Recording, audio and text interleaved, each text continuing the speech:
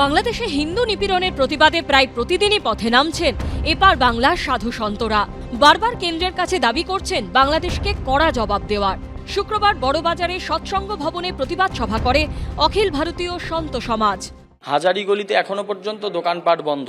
চট্টগ্রাম শহর, ঢাকা শহরে বিভিন্ন জায়গায় হিন্দুরা রাস্তায় বেরোলে তাদের হাতে লাল সুতো দেখলে তাদেরকে নাকি তাদের ফোনটা কেড়ে নেওয়া হচ্ছে। ফোন কেড়ে নিয়ে সেই ফোনের মধ্যে দেখা হচ্ছে যে তারা ভারতীয় কোনো কন্ট্যাক্ট আছে কিনা, তারা এই খবরগুলো ভারতে প্রদান করছে কিনা। অত্যন্ত ন্যাক্কারজনক। আমরা কিন্তু সীমান্ত বাণিজ্য বন্ধ করে দেব। বাংলাদেশের যারা সংখ্যাগুরু অত্যাচারকারী, যারা সেখানকার মৌলবাদী, যারা জঙ্গি, তারা কেমন করে বাঁচে আমরা সেটা দেখব।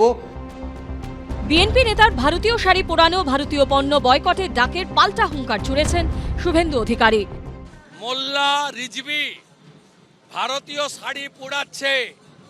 আমি বলবো, বাংলাদেশের যদি ক্ষমতা থাকে ভারতীয় শাড়ি তাঁতের বর্জন করুন। এটা মুখ্যমন্ত্রী প্রথমেই বলেছেন, আমরা রাজ্য, ওটা দেশ, আমরা ডাইরেক্ট কিছু করতে পারি না। আমরা ডাইরেক্ট কিছু করতে পারি না, করতে হবে তো কেন্দ্রীয় সরকারকে। কিন্তু এ রাজ্যে যদি বিজেপির নেতারা মিছিল করেন, তাদের তো বলতে হবে যে কেন্দ্র তুমি ব্যবস্থা নাও। বাংলাদেশ ইস্যুতে কেন্দ্রীয় সরকার নীরব কেন? নরেন্দ্র মোদী জবাব দাও, এইটা তো স্লোগান। আপনারা কি চাইছেন? যে বাংলাদেশের হিন্দুরা মার খাবে, আপনারা থামাবেন না, উল্টে সেটাকে এখানের হিন্দু আবেগটাকে চাগাড় দিতে ভোট মার্কেটিংয়ে ব্যবহার করবেন? হয় নাকি কখনো?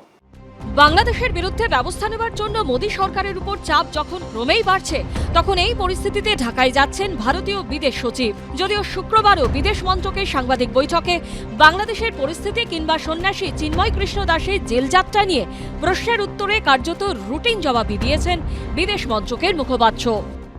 Foreign Secretary is likely to, is scheduled to visit Bangladesh on 9th of December, and he will meet his counterpart, and there will be several other meetings during the visit. Foreign Office consultations led by the Foreign Secretary is a structured engagement between India and Bangladesh. We look forward to this meeting.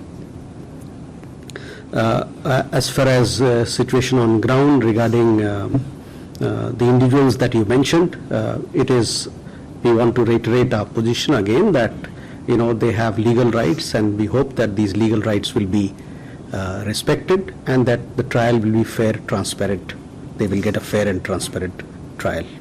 বাংলাদেশের বিদেশ সচিবের সঙ্গে বৈঠকে কি বাংলাদেশে হিন্দু নির্যাতনের বিষয়টি তুলবেন ভারতীয় বিদেশ সচিব? জোরালো প্রতিবাদ জানাবেন? 9 তারিখে স্পষ্ট হতে পারে বিষয়টি।